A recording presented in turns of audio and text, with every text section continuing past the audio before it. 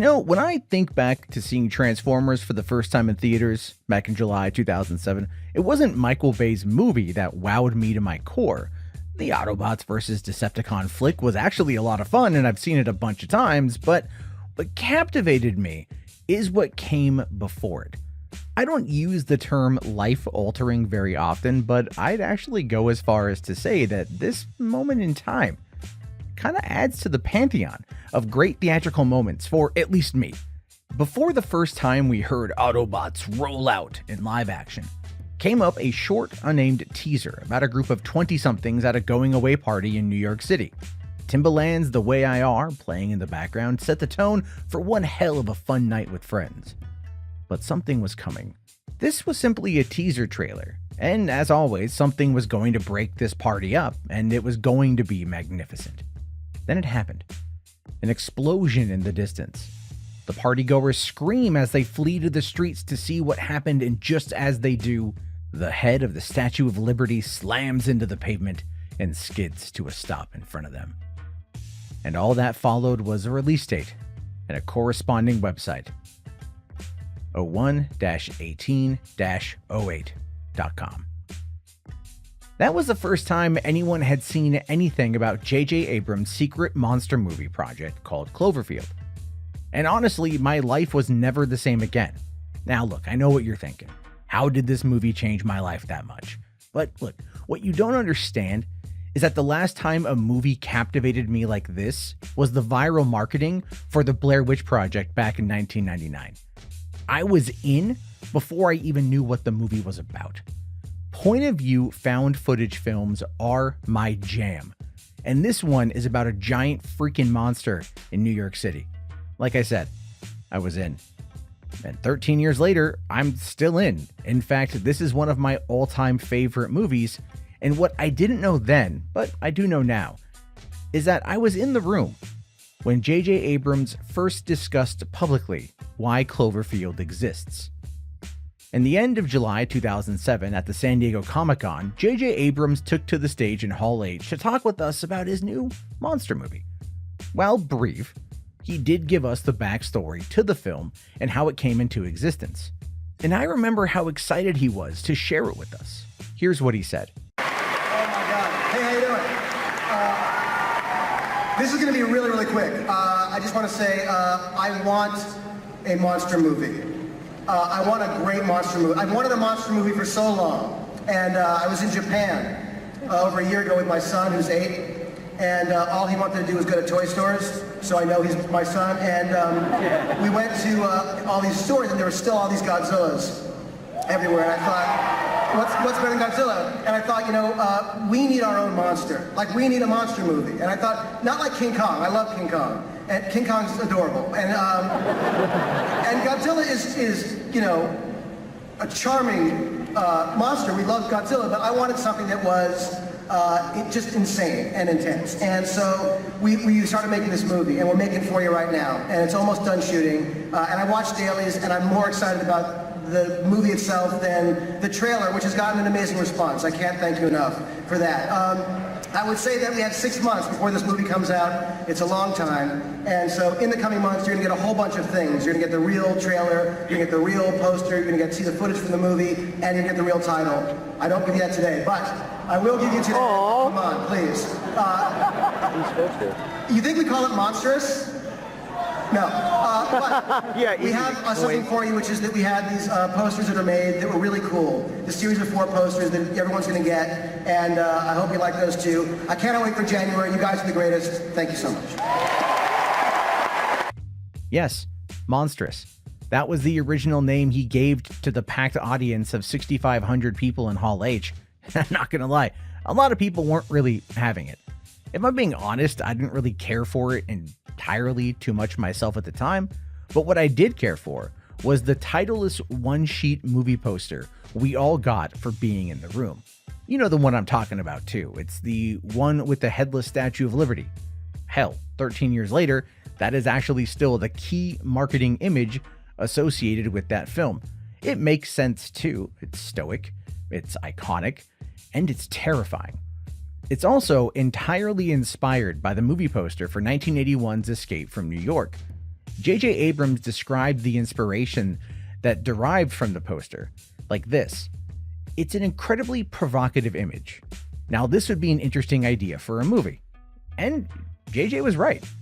Fun fact, I still actually have that Comic-Con poster somewhere in storage. It sat on my wall for years before I moved from San Diego to Los Angeles, and honestly, I need to pull it out and put it back on my wall next to my Millennium Falcon rug. Yes, I have a Millennium Falcon rug pinned to my wall. In case you're wondering, I have 5 cats, and there's no way I'm going to let any of them take a shit on this rug. But anyway, back to the movie. After JJ had co-written and directed the very excellent Mission Impossible 3 for Paramount, he got the idea for Cloverfield while he was promoting the movie in Japan. He then got his buddy Drew Goddard to write the script, and a relatively unknown director, Matt Reeves, who at the time had primarily only directed episodes of J.J. Abrams' show Felicity and the terrible David Schwimmer movie The Pallbearer from 1996. And now he's doing the Batman, so who cares what he did 25 years ago? Clearly the dude's a genius. But his work since Cloverfield has absolutely spoken for itself. After establishing the dream team in his writer and director, he needed a monster. Clover was actually designed by Neville Page, who wanted to take a biological rationale for the monster. His approach was to treat it like a raging elephant. He described it as immature and suffering from separation anxiety. Because it's a baby. He's actually quoted as saying, "There's nothing scarier than something huge that's spooked," which is very true. At this point, you could almost look at the Cloverfield monster as like a bowl in a china shop. A scared baby looking for its mama, and New York City is that china shop. The visuals for Clover were developed by Tippett's studio, and their approach was as unique as Neville Page's. They wanted the monster to be without a personality, something that was more akin to an entity or an event. Both Godzilla and King Kong have personalities that keep audiences coming back. They are essentially the stars of those movies. We go to see those monsters hulk out, and we enjoy seeing the humans connect with them. Clover was something entirely different. It was meant to be seen as menacing to humans, not there to climb the Empire State Building while holding on to the damsel in distress, and definitely not going to be tricked into walking into a volcano by a flock of seagulls like in Godzilla 1985. Clover was a scared and uncontrollable monster, and that's just awesome. Now that the whole thing was put together, he needed to get Paramount on board to make the American Kaiju film. According to The Hollywood Reporter, Paramount Pictures secretly greenlit the movie in February 2007. While the article doesn't come out and say this directly, it does say that it happened right around the time J.J. Abrams signed on to direct the reboot of Star Trek. One could assume that Cloverfield was included in the agreement to tackle Trek. Honestly, I'm okay with that too. While I enjoyed 2009 Star Trek reboot, I adore Cloverfield. So kudos to Paramount for agreeing to fund this $30 million pet project for a relatively unknown feature film director. From there, they just needed to cast the movie. And like I said, Paramount secretly greenlit this, so everything was kept under wraps, even the casting. To keep the plot from leaking out, the actors were not auditioned with pages from the script. They used pages from stuff like Alias or Lost, or in some cases, they penned entirely new pages specifically for the audition process. Lizzy Caplan, who played Marlena, actually signed on to the movie sight unseen because of J.J. Abrams' name being attached. After filming, she kind of changed her tune completely when it comes to accepting roles, especially physically demanding roles. This might explain why, outside of Masters of Sex, we haven't really seen her in anything that is demanding. Ultimately, the cast came together pretty nicely, with the aforementioned Lizzy Caplan, joined by Mike Vogel, Jessica Lucas, TJ Miller, and Odette Yustman, who is now known as Odette Annibelle on Supergirl. Funny thing though, I only knew of her as Odette Yustman, and I didn't realize she changed her name a few years ago. And I didn't quite get why until researching this movie. It's nothing special or unique. She actually just got married to another actor whose last name was Annabelle and took his last name. Just a weird side fact for you. Now, with the cast in place, it was time to film the movie. The principal photography started in mid-June 2007 in New York. And here's something crazy. The movie started filming in mid-June, right? Well, Transformers premiered on July 3rd. That means that the unnamed teaser that we saw was literally shot just weeks beforehand. Wow, it's actually some pretty quick turnaround.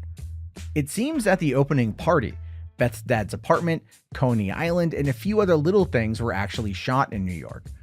The scene where the military tanks are firing at Clover was actually filmed on Warner Brothers Studio backlot in Burbank, and the rest of the movie was shot in and around Los Angeles.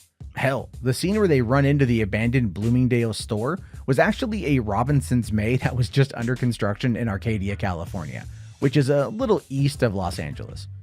It was clear they needed to save the budget for the creature and the visual effects, but what helped was the way that they shot the movie, which was mostly done on a Panasonic HVX 200 for the interior scenes.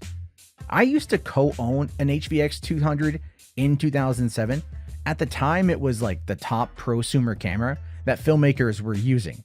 To give you an idea of just how old this camera was, the highest resolution you could get out of it was 720p or 1080i, and you never, ever want to film in 1080i.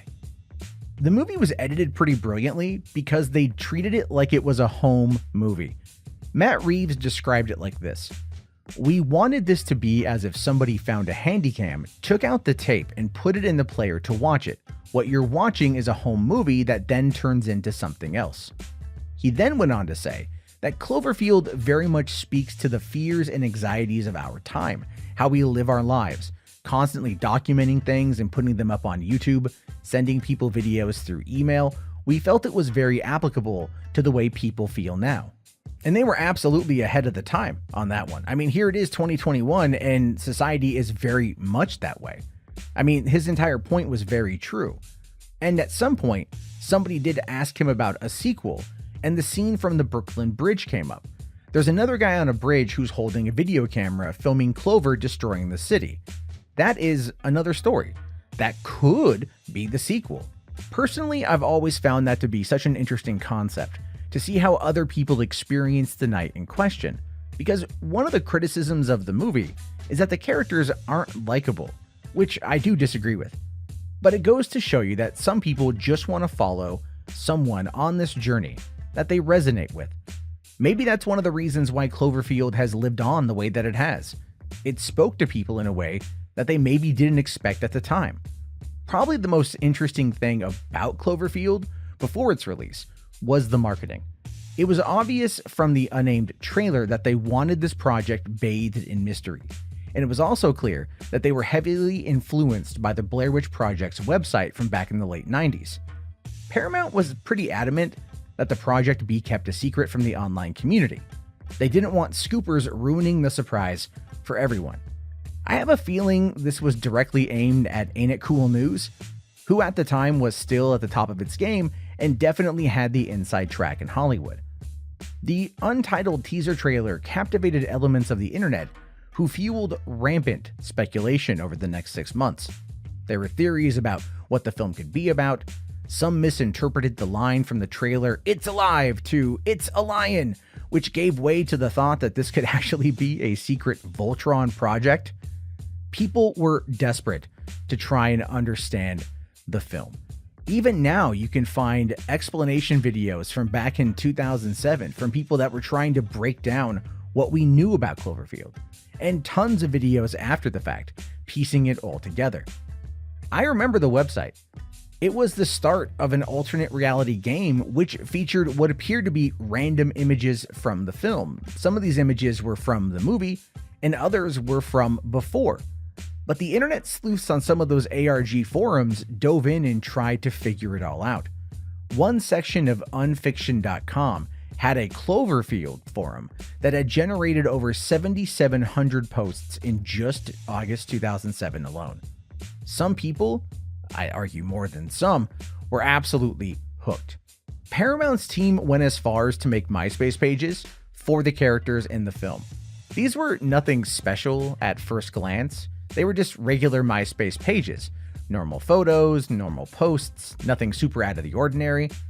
But it was enough to keep people talking and theorizing, because they were feeling like they were a fly on the wall for these people's lives before the events of the movie. And ultimately, everything tied back to Slusho, which was a fictional drink company that has popped up in almost all of J.J. Abrams' projects. But this viral marketing campaign also focused on Slusho's parent company, Tagrotto, which was speculated to have done deep-sea drilling, which is what unearthed Clover and unleashed it on the world.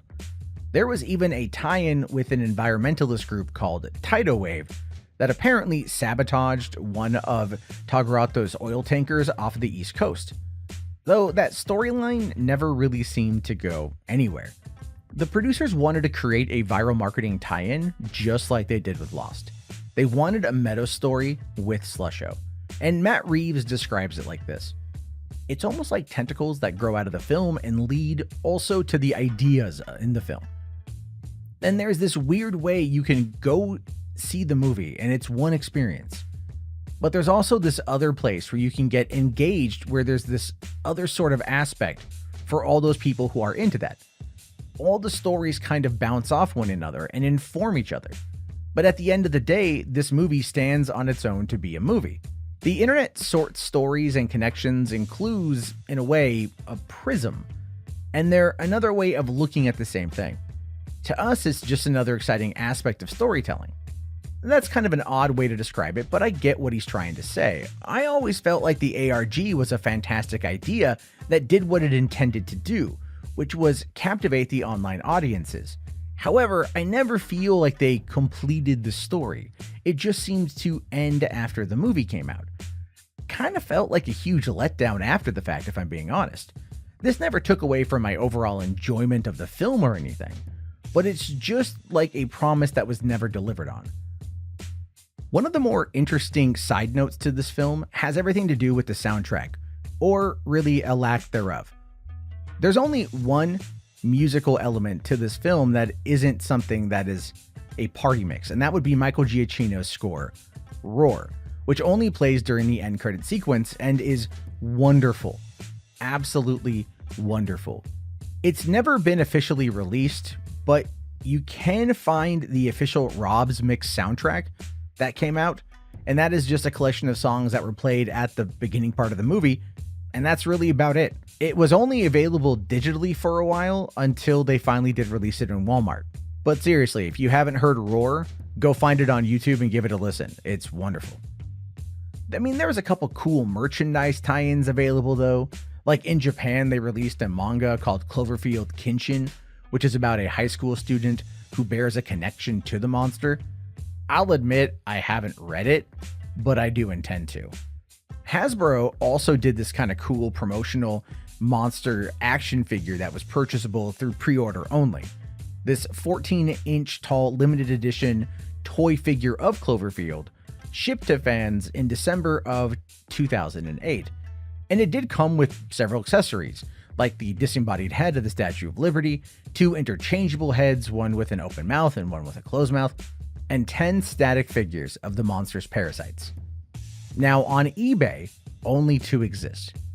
One is out of the box and the seller wants about $1,000. The other one has the original packaging, but it's not mint in box, and the seller wants $2,750. But he does offer free shipping, so there is that. Hopefully one day I'll be able to find one, but there's no way in hell that I'm paying $2,700 for it. Now, the movie itself did release on January 18th, 2008, and in America it opened to 3,411 theaters, and it pulled in just over $40 million in its opening weekend.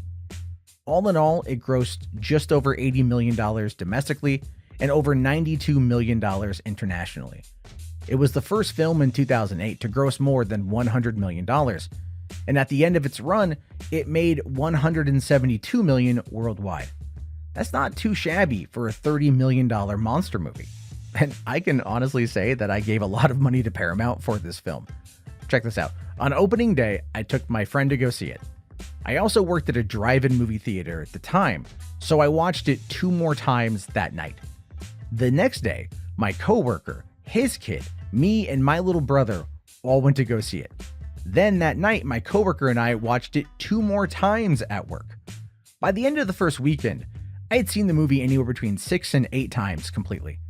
And I had paid for 4 tickets. Before it even left cinemas, I organized a large group of people to go and see it one last time, and I even took my own mother to go and watch it. She admittedly wasn't a fan of the shaky cam experience, but overall liked the movie. But what did the critics say? I mean, even though I love it and it's one of my all-time favorite movies, I was surprised that the movie did pretty well critically. Right now, it's sitting at about 77% fresh rating on Rotten Tomatoes, with an audience score of 68%. The overall critical consensus says that it's sort of a Blair Witch Project crossed with Godzilla. Cloverfield is economically paced, stylistically clever, and filled with scares. Which is very true, it's a good summary. On home video, the film actually did quite well too. According to thenumbers.com, the movie earned Paramount an additional $29 million in DVD sales between April and the end of June 2008. The DVD for Cloverfield, which I did go to Walmart at midnight to buy when it came out, was relatively bare bones. I was hoping for some kind of in-depth breakdown of the ARG that preceded the film, but what we really got was just a couple of deleted scenes and an alternate ending. But there was a Blu-ray that was coming out in June of 2008. And I find it odd that the Blu-ray came out a few months after the release of the DVD, but then again, this was 2008 and the HD DVD Blu-ray war had just been won by Sony. At the time, Paramount was one of the top supporters for HD DVD and probably had to quickly recalibrate the home video distribution plan. On the Blu-ray, there was a special investigative mode included, and all this feature really did is enable a timecode on the movie and provide ancillary information as you watched it. It gave you some factoids here and there, as well as a real-time update on where Cloverfield was. All in all, it's pretty cool, but it still didn't explain the whole story. Though that might change because it was recently announced that Cloverfield 2 is being written and it will be a direct sequel to the original film. But don't worry, it's going to be a straightforward movie and not a shaky cam experience. Unlike 10 Cloverfield Lane and the Cloverfield Paradox, which both came and went like episodes of The Twilight Zone, this sequel will hopefully give us the answers we've been waiting over 13 years to see. On the subject of a sequel, I wonder if the new writer will be using the original backstory. Producer Brian Burke once said that the creative team fleshed out the entire backstory, which, if we're lucky, we might get to explore in future films. During that same interview, J.J. Abrams stated that he did not want to rush into development of a sequel merely because the first film had been a success. He explained that he would rather create a sequel that is true to the previous film. But these conversations happened right after Cloverfield came out, so clearly things have changed in the subsequent years. The whole 10 Cloverfield Lane and the Cloverfield Paradox were tie-ins that were in name only. And as much as I adore 10 Cloverfield Lane, I would rather see a true sequel than literally anything else. Although in 2019 there was a Spanish fan film called The Cloverfield Files that came out to YouTube, and while it has nothing to do with the original movie, it tried to further explain what Tagrato was up to in other parts of the world. And they even got Rob to cameo as Tagrato's president or something like that. It really made no sense because everyone kind of concedes that Rob died at the end of the movie when the Hammerdown Protocol was initiated. I do give the filmmakers credit for making it, but that's really about it. Probably, though, the coolest Easter egg that we've received from Cloverfield outside of the other 2 films was in 2012's Cabin in the Woods. That film was written and directed by Drew Goddard, and the parasites that hung onto Clover made like a 2-second cameo during the climax of that movie. There was also a cameo in Pacific Rim Uprising in the form of Clover being part of a list of known kaiju. It's a real blink and you'll miss it sort of thing, but honestly, I really respect Stephen DeKnight for putting that one in there. I've always felt that J.J. Abrams had something very special on his hands with Cloverfield, and I'm glad to know that after all of these years, I'm not alone in thinking that. With the sequel on the horizon, the franchise feels like it's getting a new breath of air. I don't know if it's going to be something that's going to be worthwhile to see, because it hasn't come out yet. but it has my implicit support, and it's something that I will definitely check out. If you are wanting to get a copy of Cloverfield right now, it's really the best time. Paramount is selling the 4K UHD version of it for $10 at Walmart. Seriously, go pick it up. The movie looks wonderful in its up-res transfer. And as always, I want to hear what you guys have to say about this. What did you think of Cloverfield? Did you like it? Did you love it? Did you hate it? Where does it stand for you? Let me know on Twitter. You can find me at mjarbo, or you guys can leave a comment here on the YouTube channel. If you're listening to the Podio Commentary podcast channel, be sure to just hit me up on Twitter, and let's continue talking over there. As always, I will see you guys later with another episode. Thank you again for listening. Have yourself a great day, and peace out.